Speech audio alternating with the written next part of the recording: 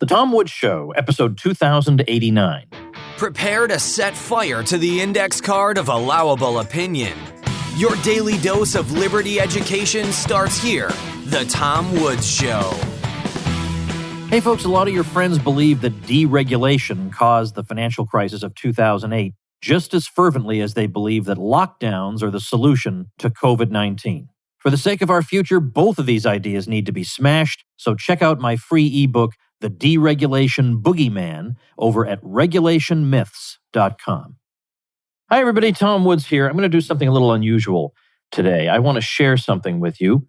It's an article I read not long ago looking back at what happened in Canada with that trucker convoy and what the real long-term significance of it is. And it's a very bracing and sober assessment of the situation. It's not entirely negative, but I think it's a cautionary note about the future and if something like this were to happen again, how we might handle it, what we can expect to come of this. I thought it was very useful. And so at first I thought, well, I think I'll just summarize it and share some thoughts, but I think I just want to read it to you and then maybe afterward think about the significance of it. But I just want to share this with you. This article is by Giles Hoffman, published over at AmericanMind.org, and it's called For Whom the Horns Honk. I'll link to it, of course, at tomwoods.com/2089. But as I say, I think it's something worth reading, worth hearing, worth thinking about, and worth discussing. I found out about this article from a post inside my private no censorship group, the Tom Woods Show Elite, which is one of the benefits you get when you are kind enough to support the show over at supportinglisteners.com. I benefit from it also. This episode is evidence of that. So let me share this and then maybe talk about it a bit. So it runs as follows, and it's written by somebody who had a hand in these events or participated in them, cheered them on to some degree. So here we go. The truckers' convoy was crushed as soon as the police were unleashed. It took law enforcement only 2 days to remove every protester and vehicle from Parliament Hill. They used simple riot control techniques. Friendly and fraternizing police were replaced with tactical units who had more protective equipment and better weapons and unencumbered by body cameras and badge numbers. The suspension of usual protocols was likely planned to avoid accountability, since a future investigation would have been considered, especially due to the controversial invocation of the Emergency Act. For riot control purposes, police stand in what's called square formation, whereby officers position themselves side by side in echelons. Each echelon has a specific role. The first line was tightly formed of men who would advance after a cannon shocked frontline protesters, forcing them back. They would only advance 2 or 3 steps at a time. This first echelon held riot shields and hardwood batons and would bludgeon anyone who held ground. In the second row were officers with semi-automatic rifles and 40mm multi-launchers loaded with aerosol grenades containing chemical irritants. These men stood with gaps between them so that the rear-end third line, an arresting team, could filter through and apprehend any targeted protester who stood confronting the front echelon as the unit forcefully advanced. It was the arresting team who were caught on video ramming gun stocks onto faces or lunging knees into ribs to pummel already submitted protesters. The crowds remained dignified while getting thrashed. Their resolution was powerful to observe and useless against an opponent with training and the instruments of force. For the naive protesters who believed that their good intentions were sufficient to stay firmly planted in Ottawa, they got a lesson in the rules of power. In the zero-sum nature of conflict, impersonal violence beats unarmed conviction. And because the demonstrators maintained their pacifism, their chance to hold the line sounded like movie dialogue. During the 2.5 weeks before our dispersal, there was a campaign of fear to dissuade new arrivals, and the broadcast of threats to persuade truckers to leave. The regime made clear that their enemies were known to them. Ontario provincial police were seen handing out information leaflets to social media users who had made pro-convoy comments on Facebook as, quote, proactive contact, to signal clearly that online activity was being monitored. A list of 92,000 donors to the Convoy was published, in which names, email addresses, and postal codes were circulated online and amplified through the state press. Even Twitter pages were created for identifying donors by neighborhood, and then he links to one, which he says remains active weeks after the Convoy protest was dispersed. 2 crowdfunding platforms were sanctioned, withholding millions of dollars under the terrorist financing rules. Canada's financial intelligence agency, FinTrack, was given new permanent powers in monitoring online donations. The personal bank accounts of organizers and donors were frozen. Some are still unable to access their funds. A class action lawsuit was filed seeking 306 million Canadian dollars in damages. The Ottawa Police, with the help of a crisis management firm called Navigator Limited, began issuing menacing statements over their Twitter page, citing their ability to use cell phone location services, drone surveillance, and facial recognition software to identify protesters for, quote, months to come, unquote, with the guarantee of criminal and financial charges. Parents were warned about the imminent removal of their children by child protection services. The police apprehended supporters caught furnishing supplies. Several organizers were arrested, some released without charge, while others continued to be detained for petty infractions. Every scare tactic failed. Most backfired. It is unlikely that Canadian financial institutions will recover anytime soon, reputationally anyway, because the debanking of political activists is a new market risk that had previously never existed. The revolt was largely staged in opposition to the regime's use of the pandemic as a pretext for rescinding civil liberties. When the government responded by restricting more autonomy, angry Canadians only became further emboldened. As I noted previously, the regime faced 3 choices: negotiate, do nothing while hand-wringing, or forcibly remove the truckers. Our elected representatives never entered good faith conversations. They stalled and head-scratched for almost 3 weeks, using that time to establish a political narrative upon which legal justification could be assumed. The regime's supporters grew fervid as the convoy continued, while detractors exposed the government's sanctimony and duplicity towards democratic protest. But the convoy and its supporters never intended to fight, and many left when the tactical units were bussed in. Those who remained defiant were admirable in mind, but only became the police force's punching bag. Such physical brutality is viscerally appalling, but pales in effect compared to what will come: the dragging of demonstrators into legal quagmires. The relentless pursuit by prosecuting lawyers over years will make the process the punishment. The streets of Canada's capital are now clear, but the hostility between the regime and its people is growing rapidly, metastasizing, and will soon manifest into other conflicts. The next time Canadians challenge the state, however, they cannot do so as part of a disorganized grassroots movement. They will have to use the lessons learned from this confrontation to prepare for the next. The organization came together and established 3 distinct command centers for the purposes of procurement, security, and media. These headquarters were based within 3 separate hotels in downtown Ottawa. During the first week, it was hard to put together an effective hierarchy while the occupation was in full force. Like changing wheels on a moving car, we could never pause and remove ourselves from the exigencies of the protest. Because there were hundreds of trucks, the logistics for supplies were a priority. It was simple: no trucks, no convoy. Efficient communication channels had to be established for suppliers not to be overwhelmed with requests. The streets of Ottawa run north-south and east-west, forming a regular grid pattern, over which the long-haul trucks were parked head to tail within all but one lane so that emergency vehicles could pass. The geography was then partitioned and block captains appointed from each section. The block captains gathered requests from the truckers within their areas and then relayed their needs to our headquarters. The needs were then put in categories such as fuel, food, laundry, etc., for which one specific person was responsible. To no surprise, fuel was in the greatest demand.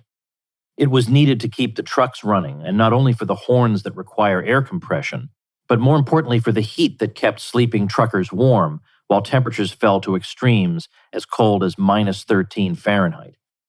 Our procurement strategy was targeted because it was essential, and bypassing obstacles became a continuous game between regime and convoy. First, large fuel tankers were denied entry into downtown Ottawa, so we used pickup trucks with slip tanks, which are in-bed auxiliary containers.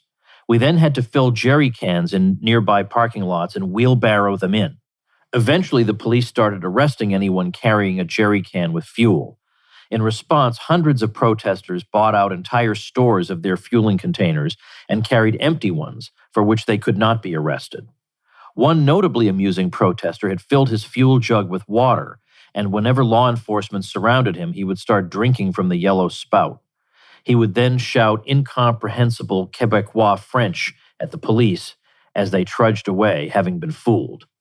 The Security Command Center was much better organized than the procurement and media war rooms. The security team was made of serious men with decades-long experience in policing, military, and intelligence. We had many active law enforcement officers within our ranks, including Ottawa Police, veterans of the Afghanistan War, one sniper from the Prime Minister's private security detail, and a CSIS counterterrorism expert. This was the only command center in which there was a clear order of battle.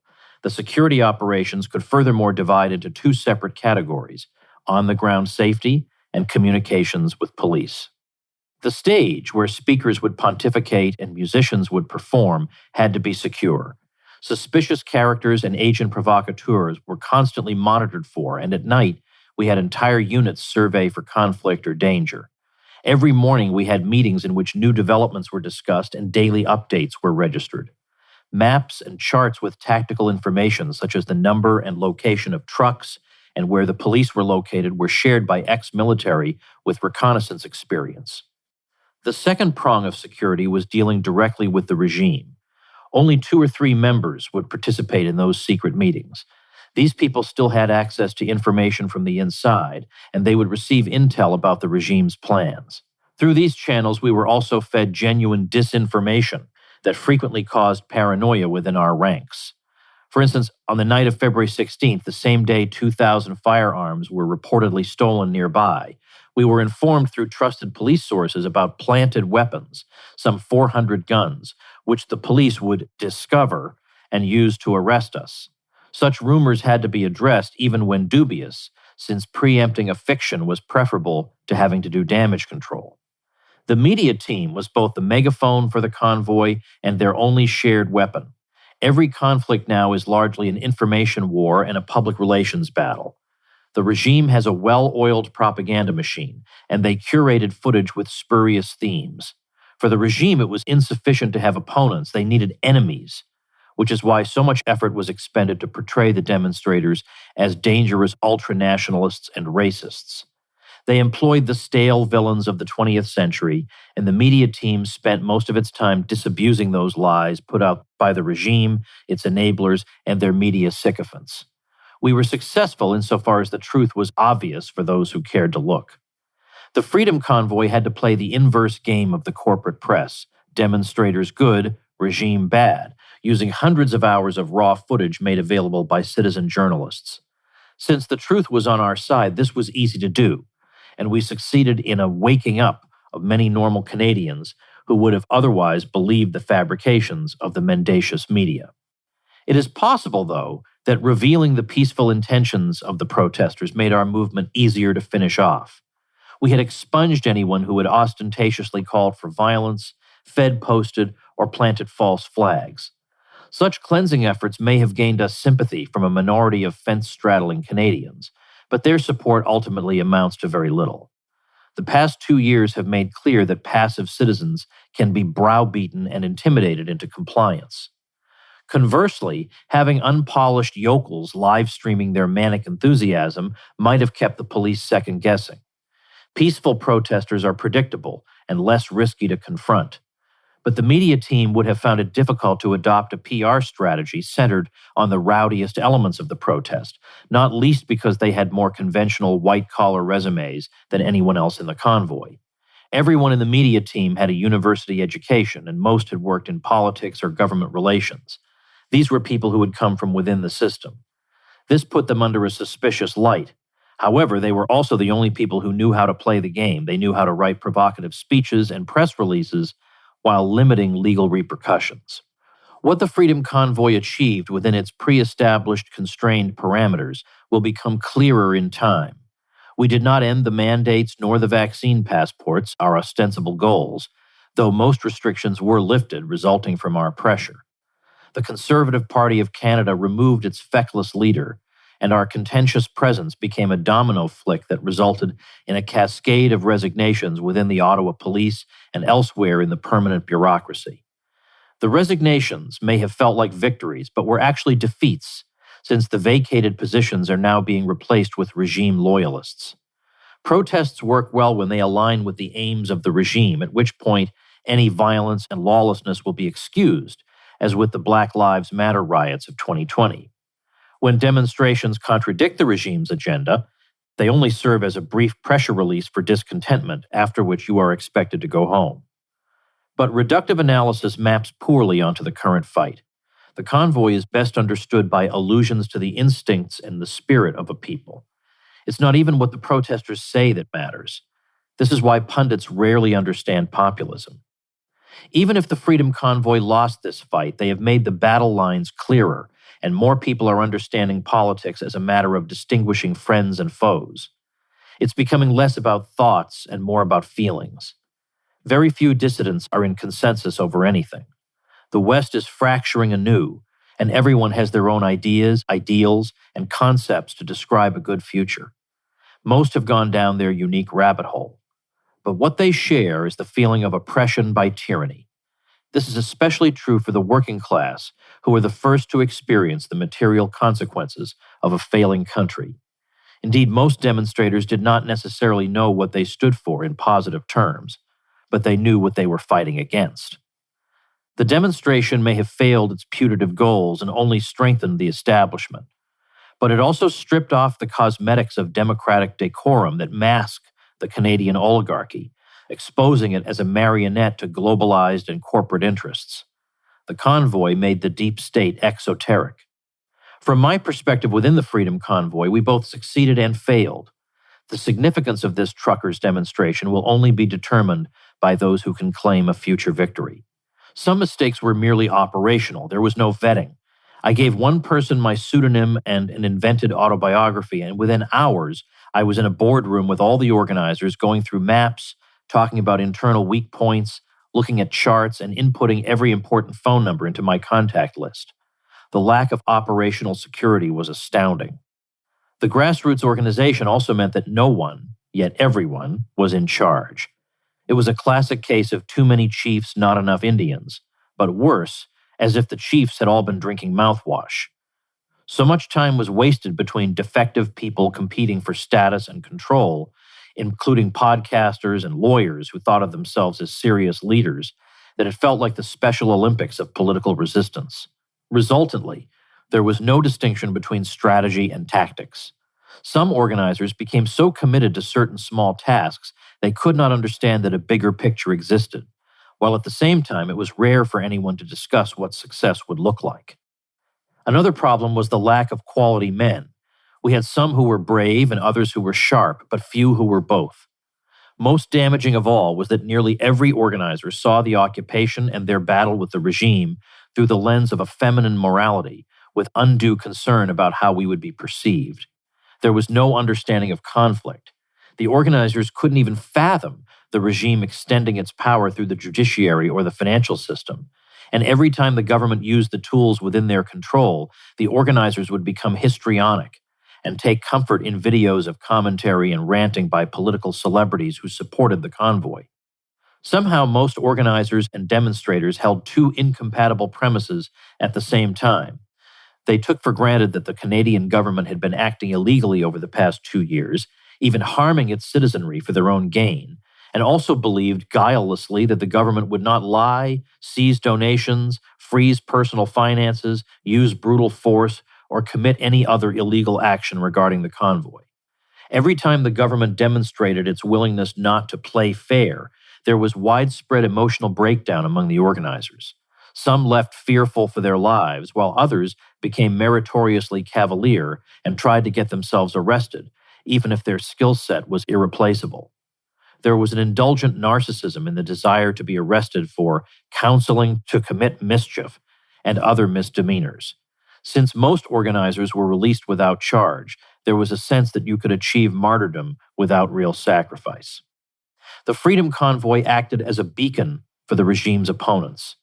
Many people who were closeted dissidents are now actually organizing. Some people will try to subvert the system technically from within. The importance of Bitcoin and other cryptocurrencies is no longer theoretical, and people who want to extricate themselves from the centralized and captured banks have an opportunity to move their earnings from fiat currency into self-custodial ones.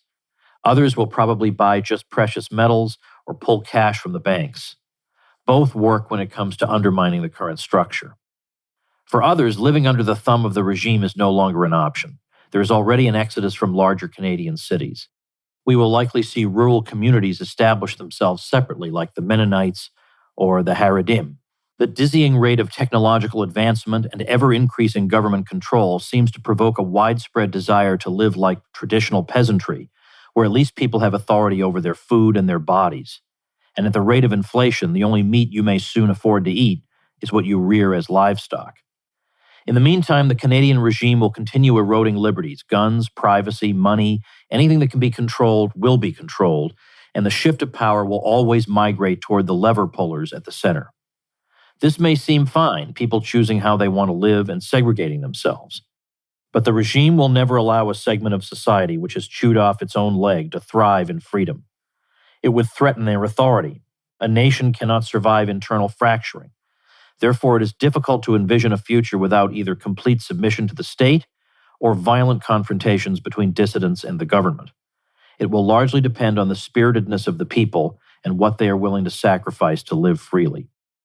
Hey everybody, let's take just a minute to remind you that there are so many things that people can struggle with, like anxiety and depression and stress and relationship issues, and they afflict us for so long and so regularly that we come to assume that this is just part of life, that there's nothing we can do about this. This is just our fate. In fact, we're so caught in it that the very question of whether it could be avoided, whether there's anything that could be done about it, sometimes doesn't even cross our minds. Well, Woods is here to tell you that there is help in the form of our sponsor, BetterHelp. BetterHelp will figure out exactly what it is you need, match you up with a licensed professional therapist who specializes in what you need. It's convenient, professional, and affordable. You can check out the ton of testimonials on their website. And by the way, just in case they don't fix you up with your perfect therapeutic match, they'll get you another one. So many people have been using BetterHelp that they're recruiting additional counselors in all 50 states. I want you to start living a happier life today. As a listener, you'll get 10% off your first month by visiting betterhelp.com/woods.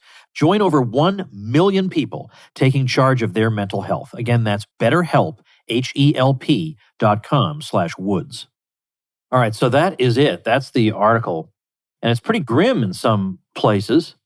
You can see what the implication of it is, that if people are going to be serious, they're going to have to consider, let's say, bolder sorts of strategies. But the problem with that is that I don't think you can beat the state at its own game, that the state specializes in violence. You can't beat the state at its own game. See, when you look at what happened with the regimes in Eastern Europe in 1989, that was a matter of the public had just had it. And in this case, it wasn't like an angry 10% of the public. It was a huge number of people, such that you had massive, massive public demonstrations against these regimes. And they collapsed. They collapsed because they did not have the consent of the public anymore. The problem we have in the West is all too much consent, is that most people are prepared to just accept what they're told.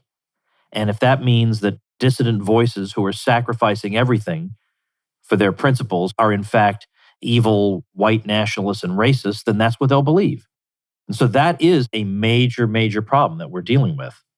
And then at the end, the last paragraph that talks about, well, what if some people just kind of separate off from society and break away and do their own thing? The thing is, the regime won't leave them alone, he says. But I think he says it for the wrong reason. I think it's because there is an ideology, not just in the United States, but throughout the West, that is universalist in the sense that there has to be one rule for everybody, and we all need to have the same values, even if they have to be drummed into your head. And we need to extend our ideas of what's best for human beings to everybody. And so we can't just have some people live one way and some live another. we have to go around crusading until we get a world that's entirely in our image. When you have that kind of mentality, how can you leave people alone? I have a little bit more optimism about this, though, at least in the United States. We've seen through 2020 that federalism is actually alive and well, and that you can find states where some form of sanity will nevertheless prevail. And then within those states, you can find counties, towns that will more or less leave you alone, or that won't demand your conformity to whatever the latest fad is. As for what we should do next, I can understand people who hold either of two views. One is that we have to just continue our work of educating the public and trying to bring as many people over to our side as possible. I get that. I do that. You see me doing that all the time. But wow, do we have a public that is compliant. We really do have a 50-50 situation. At least, again, I'm speaking about the United States because that's what I know best, even though the article's about Canada. The article's implications obviously extend well beyond Canada. But in the United States, I think it's like 50-50. And it swings back and forth. But the 150 also, one side has all the major influential voices because they're all either lizard people or cowards, and they don't want to express forbidden opinions, so they just jump on board whatever they're told to do. And so that's why Hollywood actors all have the same opinion on everything, because they're all cowards, and very, very few of them have what it takes to be genuine dissidents. So you get one side of this 50-50 divide having all those voices, and the others having very, very few public voices, and yet still having extraordinary resilience and independence of thought. I mean, it's amazing to me how after all the demonization of them, there are still half of Americans who just don't go along with the major narrative on major things. That's very, very significant. But to get much beyond that 50-50 seems like such a tough nut to crack. Because, as I say, there are so many who just want to jump on whatever they're told to believe. There is a chunk of independent voters who might be somewhat reachable, who understand that what was done to children over the past 2 years has been very bad, and they are turned off by some of the more extreme policies of the Democrats. But I've always been disappointed in people who call themselves, quote, independents, because you think independent, well, that means they must have really creative and interesting ideas. And it really doesn't mean that. It means they have some ideas from one of the two major political parties and some ideas from the other one, and they just have this mishmash, and that's who they are as independents. You would think an independent would be somebody who disagrees with both sides on war and disagrees with both sides about money and whatever. I mean, there'd be a real independent. But most people who are independent, this is just a side bit of frustration on my part, most people who call themselves independents are not independent at all. Yeah, they also want the Fed. Yeah, they also are more or less okay with the military-industrial complex. Yeah, they basically also are okay with more or less the current tax structure, except we'll just make a few trivial changes along the edges. So it's not really that independent. The people who call themselves independents. It just means I haven't really thought things through. So I'm much more interested in seeing if there are real independents out there we can appeal to. But even so, even the conventional, quote, independents, who are really just a confused amalgam of the two major parties, at least some of them, by virtue of not belonging to one of the parties, not belonging to the Democrats, they're not necessarily convinced that an all-out war against half the country is really the right way forward. And they're not convinced that everything the Democrats have in store for them is the best idea. And that's at least something to build on. But the other side, so I said, so one side is going to say we got to just keep going, educate people as much as possible, keep our work going.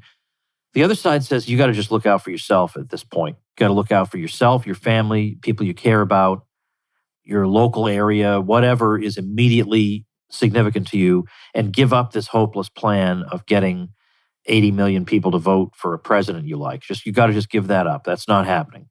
You have to be where you are and build what you can where you are. And I can totally understand that point of view as well. I feel like, for me, the best solution is doing both simultaneously. I mean, it's not like because I'm doing the Tom Woods Show, I can't also focus on my family. I think I'm able to do both things. And in fact, my family's usually busy with other things while I'm recording the Tom Woods Show, so it's no real problem. So I'd like to do both of these, but I totally understand people who focus on one rather than the other.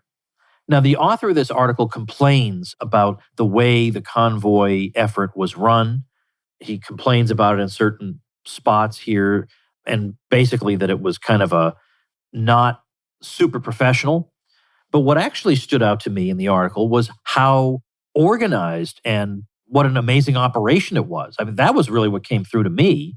I mean, yeah, of course, a bunch of people who don't do political organization for a living are going to make some mistakes. Yeah, I mean, that's actually not particularly interesting conclusion to draw.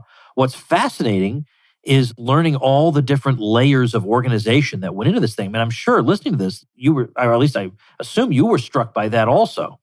That to me, that's the story, that all these regular people somehow put together this extraordinary command center. And yeah, it was their first time doing it. And yeah, some of them were naive, and some of them still, in their heart of hearts, had internalized what they'd been taught in school about how benign the people who rule over them were. And it was hard for them to get over some of these things. Yeah, I get that. But they've never done anything like this before. And no doubt they will learn lessons for the future. But again, it's hard to know exactly what are the lessons to learn here. What are the lessons to learn? Because it is possible that some of these people, even though not arrested, could wind up being ruined in other ways if the Canadian legal system just hounds them and hounds them and hounds them.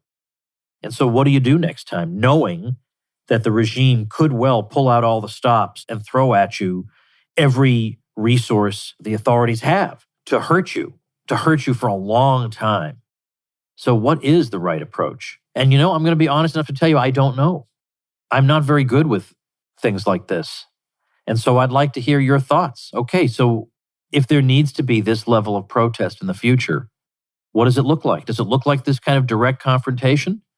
Does it look like behind the scenes we just start getting more into crypto, but the right kind of crypto, so that we and no other institution has control of our medium of exchange, or some other approach? I'd be curious to hear what you think. So, of course, the show notes page allows for comments. The show notes page is tomwoods.com/2089. And I'd like to hear what you think after hearing this. What should the next one of these look like if it should come to that? What lessons should we draw? What should we do differently? Should we do this kind of thing at all? And yet I feel like even if it didn't turn out exactly the way they wanted, it did have these indirect effects of knocking down some of these restrictions. I think that was caused by the convoy. And I do think, as I noted with a reporter from Rebel News, that the state of public opinion in Canada shifted dramatically because of the convoy, because suddenly now it seemed acceptable to say that you favored what they favored, because you could see how many people supported this. And that's really good. That's not going to be much consolation, though, to those people whose lives will be ruined if the Canadian government really pursues them. So I really, really would like to hear from those of you who listen what you think about this. What are your insights about this? So tomwoods.com/2089. And as I mentioned in the previous episode, for those of you who really do think that I just want to unplug and go out to the country and build something there, again, I want to urge you to check out the program that John Bush is putting on. He's got an event in person in Texas, but you can also attend it virtually if you don't feel like traveling to Texas. And if you attend virtually, you can actually attend the first couple of days of it completely free. So check it out at tomwoods.com/exit, because that's what John is all about, exit and build. So if that has some appeal to you, you should check out John's event. Because as I say, you can attend the first couple of days for free virtually if you like. And some of the speakers will be people you've heard of. If you're interested in any of this stuff, you will know their names. And I'm sure you'll find this valuable. John always does good stuff. You know him from the Tom Woods Show. And if you've been around the Ron Paul movement for a while, from 2007 onward, John was at everything. You kept running into John. You would say, who is this 12-year-old guy? He has this extremely youthful face. Don't let that fool you. He has the wisdom of an older man, and he's older than he looks. He has to be. So anyway, tomwoods.com/exit is worth checking out for that reason. And tomorrow, I'm going to have Jason Rink on the program, the most canceled filmmaker in America. So tune in for that. Thanks for listening. Become a smarter libertarian in just 30 minutes a day. Visit tomwoods.com to subscribe to the show for free, and we'll see you next time. Like the sound of The Tom Woods Show? My audio production is provided by Podsworth Media. Check them out at podsworth.com.